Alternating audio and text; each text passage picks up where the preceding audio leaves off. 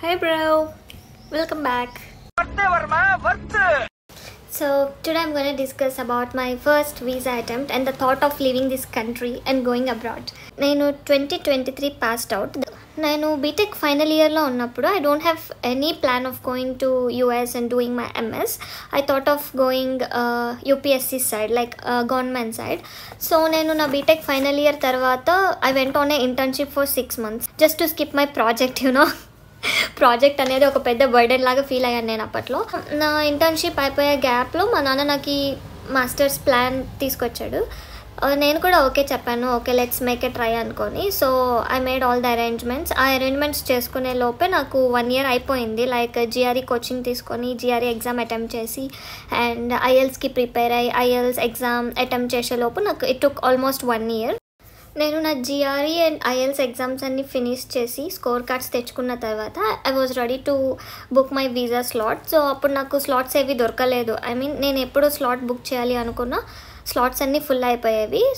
మనం అనుకున్న డేట్స్లో మనకి దొరకపోవచ్చు. సో నేను అనుకున్న డేట్స్లో నాకు స్లాట్స్ దొరకలేదు. సో నాకు స్లాట్ అయితే జూన్కి ఫిక్స్ అయ్యింది, June 2024. And I don't exactly remember the date. Maybe it's on 25th, I think 25th of June 2024. So దానికంటే ముందు నేను ఓఎఫ్సి ఫినిష్ చేసుకోవాలి.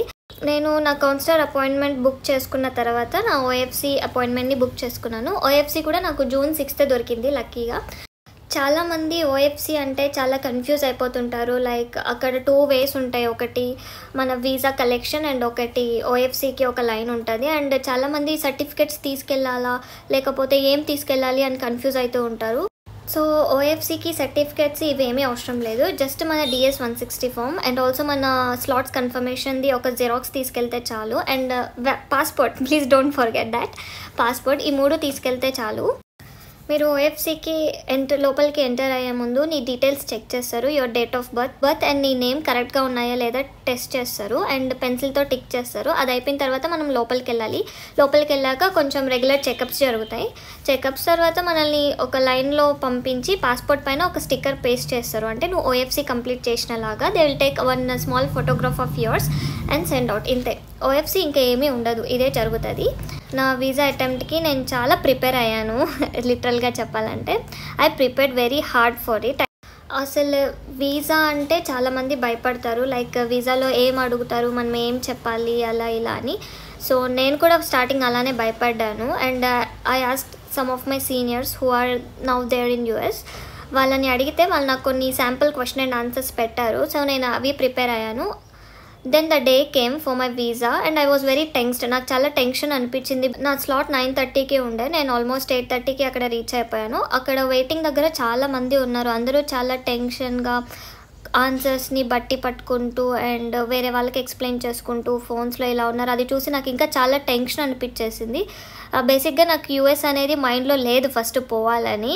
ఇంట్లో వాళ్ళు చెప్పడం వల్ల నేను దాన్ని ఇన్పుట్ చేసుకున్నాను. సో నాకు కూడా చాలా టెన్షన్ అనిపించింది. అండ్ చాలా లైన్ ఉంటుంది, ఒక పెద్ద లైన్. చాలా టైం పడుతుంది మనం లోపల వెళ్ళడానికి. నా వీసా స్లాట్ 9:30కి అయితే నేను బయటకి ఆల్మోస్ట్ 12:30కి బయటకు వచ్చాను. అంత పెద్ద లైన్ ఉంటుంది లోపల. కానీ మనకి లోపల ఇంటర్వ్యూ జరిగేది మాత్రం ఓన్లీ 2 minutes. నా ముందర ఒక మోడలింగ్ అబ్బాయి వచ్చాడు. అతను మోడలింగ్ చేయడానికి, అడ్వర్టైజ్మెంట్ ఇవ్వడానికి వెళ్తున్నాడంట, అదేదో స్టడీస్ చేయడానికి. నాకు ఒక అమ్మాయి ఇంటర్వ్యూ చేసింది. I think she's from Australia. She was in an Indian attire. Like she was wearing beautiful kurta. Earrings కూడా ఆమె చాలా మంచిగా పెట్టుకొని, bindi and everything. She was looking very beautiful. నా ముందర అబ్బాయికి ఆమె అసలు ఏం అడగలేదు. ఏ యూనివర్సిటీకి వెళ్తున్నావు, విచ్ యూనివర్సిటీ, ఫస్ట్ క్వశ్చన్ అడిగింది. Then she asked why are you interested in modelling. Just ఈ 2 questions వాడు ఆన్సర్ చేయగానే వాడికి యాక్సెప్ట్ చేసింది. నెక్స్ట్ నాదే ఉండే. సో నేను వెళ్ళే ముందే నాకు చాలా టెన్షన్ అనిపించేసింది. I was literally shivering. నేను ఇంతవరకు ఏ ఇంటర్వ్యూ అటెండ్ అవ్వలేదు. అండ్ కాలేజ్లో ప్రెజెంటేషన్స్ కూడా ఒక గ్యాంగ్తోనే ఇచ్చేదాన్ని, లైక్ మై గ్రూప్తో. నాకు చాలా భయం అనిపించింది. సో నేను వెళ్ళగానే ఆమె నన్ను అడిగిన ఫస్ట్ క్వశ్చన్ విచ్ యూనివర్సిటీ. నాకు అది వినిపించలేదు because she was looking some other papers and ఆ సౌండ్తో నాకు వినిపించలేదు. నేను సారీ అని చెప్పాను. ఆమె మళ్ళీ సారీ కెన్ యూ రిపీట్ అని అడిగాను. సో ఆమె మళ్ళీ రిపీట్ చేసింది విచ్ యూనివర్సిటీ అని. నేను చెప్పాను I'm heading to the university of Texas at Arlington to pursue my masters in information systems అని.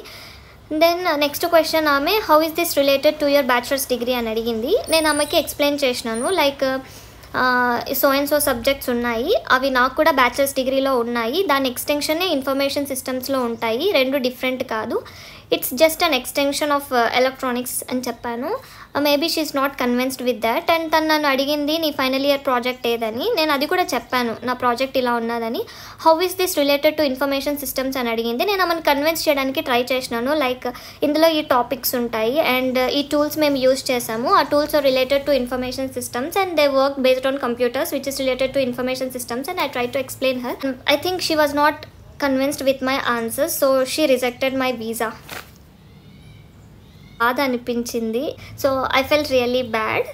బట్ ఆ రోజు చాలా రిజెక్షన్స్ జరిగాయి హైదరాబాద్లో. సో ఒక పక్క నేను ఓకే రిజెక్షన్స్ రేట్ ఎక్కువ ఉన్నది కదా అని నా సెల్ఫ్ని కన్విన్స్ చేసుకుంటూ ఒక పక్క బాధపడుతూ ఉండిపోయాను ఆ రోజంతా. బయటకు వచ్చిన తర్వాత చాలామంది రిజెక్షన్స్ అయిపోయి అందరూ సాడ్గా ఉండడం చూసి నేనే సెల్ఫ్ మోటివేట్ అయ్యాను, ఓకే ఇంతమంది ఉన్నారు కదా నేను ఒకటే కాదు కదా అని. ఇప్పుడు నా వీసా ఎందుకు రిజెక్ట్ అయిపోయింది అండ్ నేను చేసిన తప్పు మీరు రిపీట్ చేయకండి అని నేనేం చెప్తానంటే, సో డ్రెస్ అన్నది నీ లుక్స్ అన్నది అసలు మ్యాటరే కాదు, you can wear any dress. And the second thing is don't be tensed. నువ్వు టెన్షన్ పడితే నువ్వు ఏం చదువుకున్నావు ఏం గుర్తు పెట్టుకున్నావో అది నువ్వు మర్చిపోతావు. సో టెన్షన్ ఫీల్ అవ్వద్దు. అండ్ ఆ కౌన్సిలర్ని నువ్వు ఒక ఫ్రెండ్లో ట్రీట్ చేయాలి. లైక్ ఇప్పుడు నువ్వు క్యాజువల్గా నీ ఫ్రెండ్తో ఏం చెప్తావు, నువ్వు ఎందుకు వెళ్తున్నావు అంటే నువ్వు ఎలా ఎక్స్ప్లెయిన్ చేస్తావో అలానే ఎక్స్ప్లెయిన్ చేయాలి. అది నాకు ఫస్ట్ టైం కాబట్టి నేను చాలా భయపడి నా వీసా నేను చేతులారో పోగొట్టుకున్నా అనిపించింది. I didn't give up. నేను మళ్ళీ సెకండ్ అటెంప్ట్కి ట్రై చేద్దాం అనుకొని లైట్ తీసుకున్నా. Then again I prepared well for it. So నా సెకండ్ వీసా అటెంప్ట్లో ఏమైందో నెక్స్ట్ వీడియోలో చూద్దాం. Until then bye and don't forget to subscribe.